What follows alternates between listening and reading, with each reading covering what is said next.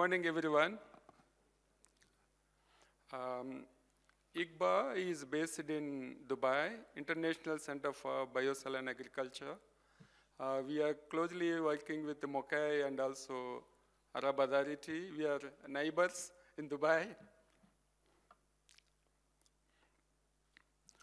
I would like to share a few work we do in UAE, but our mandate is for the global, for the Sub-Saharan Africa, Middle East and North Africa, and also Central Asia.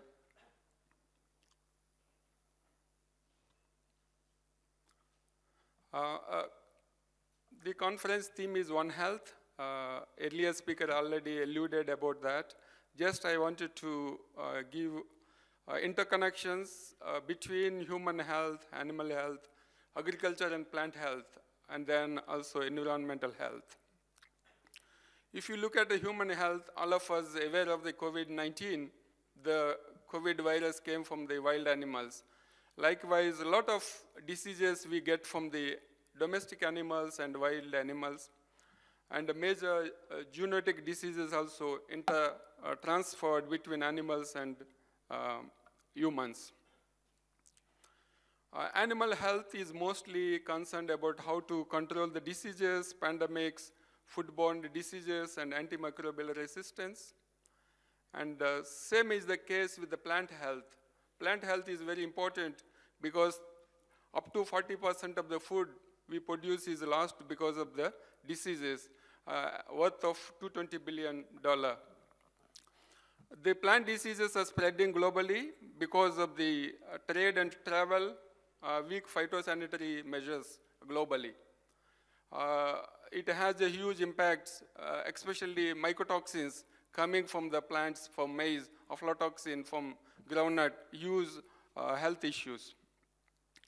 And environmentally, also soil health, water quality, air quality, all those things are interconnected. It also affects the biodiversity. Preventing, managing, and recovering saline areas is our theme. I will try to reconnect what I'm trying to share here.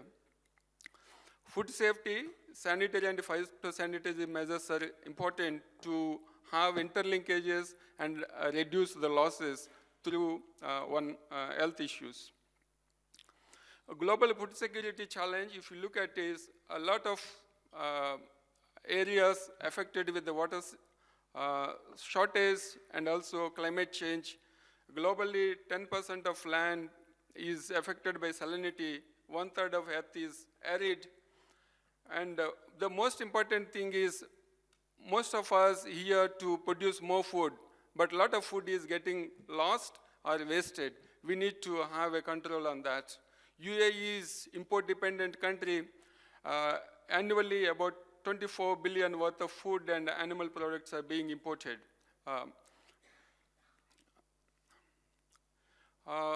This is our theme. We work in saline areas. Saline, when we talk about the salinity, we look after both topsoil salinity, also deep soil salinity, where the deep-rooted crops are being grown.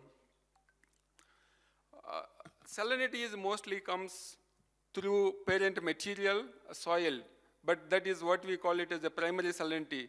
On that, we don't have control on it. What we can do to control the secondary salinization, that is where human intervention, the practices we do in agriculture, those are the things that have an impact. This is where we need to work on so that we will be able to reduce the impact of the salinity. If you look at the trends of the temperature and precipitation, UAE, we are going to see increased temperature, both minimum, maximum, and average. Most of you might be aware of all the temperatures, the minimum temperature, which is the one going to affect, most importantly, the plant production. We need to have an eye on that. And we are going to face the challenges of the precipitation, decreased precipitation, and then again the precipitation also, a lot of variability we are going to face. If you want to project the temperature, what is going to happen in Dubai in the next couple of years, or next decades, we are going to see extended period of summer or the high temperature. You can see now itself it is very hard to control the crops here. With the extended period, we have a huge challenges. All of us know what are the major reasons for climate change and greenhouse gas emissions. Of all the transport, energy, agriculture also contributes a lot. But the good news is that this is the only area where we have a control on it. We will be able to mitigate agriculturally based carbon emissions. And again, the choice of crops are very important, because if you are taking the rice as a crop of our interest, it has a huge impact on the emission. It produces more emission than the millets and other minor millets, quinoa, etc. We need to diversify crops so that we will be able to have a reduced impact on the climate. If you look at the MENA is the area where we always see the huge impact of the warming, but this is the region not contributing much through CO2 emission. Even though it is affected because of the CO2 emission, this is not the one contributing. That means the regions where the CO2 is not being emitted, but they are facing the challenge. We need to be aware of this fact. At the IGBA, we work at the intersection of water, crops, and also energy. How to reduce the energy use, how to improve the water use efficiency, how to use the good saline-tolerant crops or water-efficient crops, so that we will be able to prevent, manage, and recover from the impacts of the saline soil, what we are seeing. Earlier speaker alluded already, sustainable water management is the key. Water availability is going to reduce, and we need to have utilization, optimization of the water resource. At IGBA, we have the gene bank, and we have about 18,000 accessions of various species that are suitable for the saline soils and also dry areas. We usually share the germplasm based on the request from the researcher globally. As I mentioned, it is an international institute.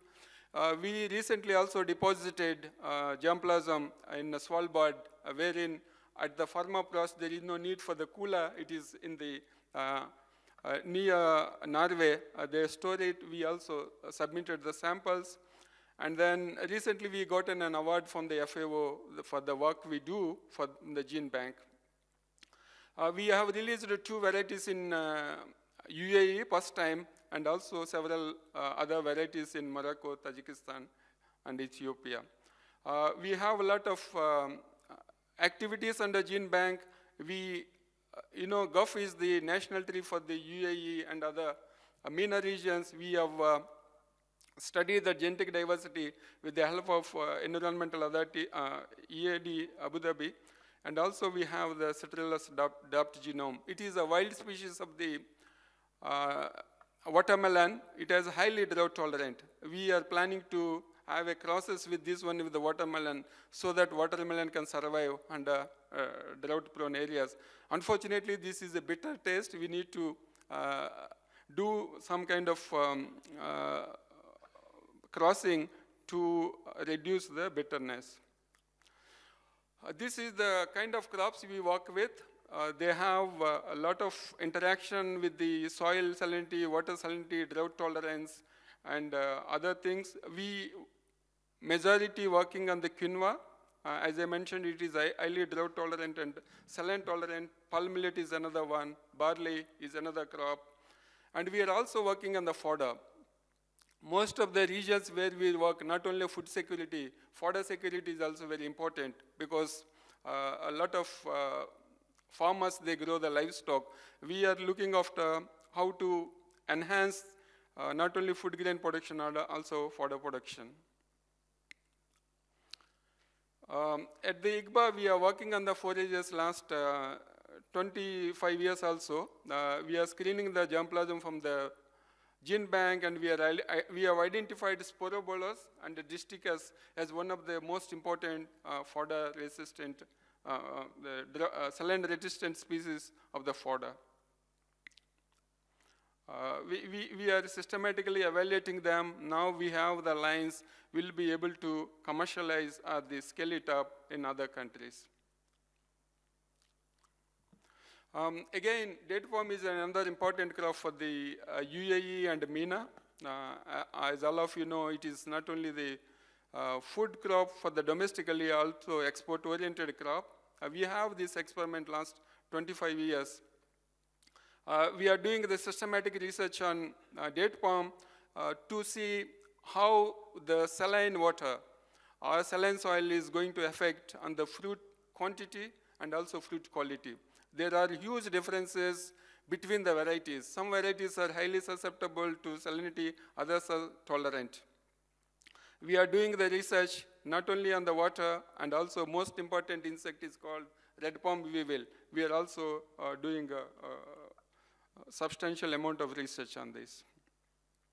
You look at here how the date palm is going to, each of the varieties, they have the different water requirement, different leaching requirements. We are optimizing and making the precise irrigation systems for the date palm so that the farmer is able to reduce the water intake and improve the efficiency. Sorry. As I mentioned, we are also working in Central Asia, those 5 countries. This is an example where in Uzbekistan we are implementing one project. We are working very close to Aral Sea region where the salinity is a major problem. The sea is getting dried up. We are implementing a project, huge impact. You look at those pictures and then those numbers. And similarly, we are also working in Sub-Saharan Africa, implementing the donor-funded project in the saline areas, how to reduce the impact of salinity, how to improve the efficiency among the natural ecosystems, water, soil, and other natural resources. This is an example how to determine irrigation scheduling. Most of the times, farmers, they want to irrigate the crops. But you look at the sorghum crop, most of the water needed is, if you look at the point number 5 and 6, that is where if you don't irrigate, the maximum amount of yield loss is going to happen. If at all you want to give a supplemental irrigation, it is not essential that you give either vegetative growth stage or during the maturity. It is always good to give at where the flowering and boot leaf stage, so that whenever you have a limited amount of water, you always have an option to schedule irrigation. And we also do a lot of work on the soil health, because soil health is part of the One Health or environmental health. We always work on the amendments and blended use of the fertilizers and the amendments so that we will be able to save water, improve the soil health, and also improve the cost effectiveness. Of course, everyone talks about the climate change. We need to live with the climate change. We don't have an option. We cannot run away from the climate change. In the climate change, what we can do is how to mitigate gas emissions. At the same time, whenever you want to mitigate the emission, we need to compromise on the food production because they go hand in hand. But we need to strike a balance and then better understand the climate change impacts. It is not that by word of climate change, we should not be doing some practices which may not be having an impact on reducing the climate change. Farmers are the key. Even though we have a lot of knowledge around us, unless the farmers are able to use it, it is no use. We need to inform them through digital agriculture and other things. And promoting climate smart agriculture is a key. Cereal legume diversification. Here, always we ignore the nitrogen emissions. Most of the times we concentrate on the carbon. But if you compare the carbon, 1 gram of nitrous oxides is equal to 300 grams of CO2. The impact of nitrogen is more pronounced. And then when we use the nitrogenous fertilizers, we always have to have an idea how to improve the efficiency rather than just using the fertilizer. And how to enhance the mitigation, carbon sequestration, agroforestry, and other things. Our way forward, it is always look at the value chain approach, whether it is the food or the fodder or the animals, how to look at the whole chain approach so that it is for the grain production, seed production, and processing and value addition. Because most of the innovations are needed around the food production. That is where we need to concentrate. Right choice of crops and cultivars to reduce the carbon footprints. I showed you earlier, each of those crops have a different impact on the environment or the carbon footprints. I'll always use integrated soil, crop, water management to optimize all the resources, because the soil, water, crop management, otherwise we will be using something which may not be needed for the enhancing the production. And then comprehensive adaptation to climate change. I showed you one slide earlier. We need to look at what are the gases they are emitting each of the crops, like rice also emits methane. Are we going to grow for the rice or grow for the millets? And then I also mentioned about the amount of food we lose or we waste after the production, because we are making a lot of efforts to enhance the production. If we don't reduce that, we are going to have resource loss and also the impacting the environment. And end of the day, we need to have an impact on the farmer's field. Otherwise, there is no use of our technology, whatever we say in these conferences here. For that, we need to have a strong policy advocacy and also stakeholder engagement and involvement, so that we will be having the fruits of our research into the hands of the farmers. Thank you so much.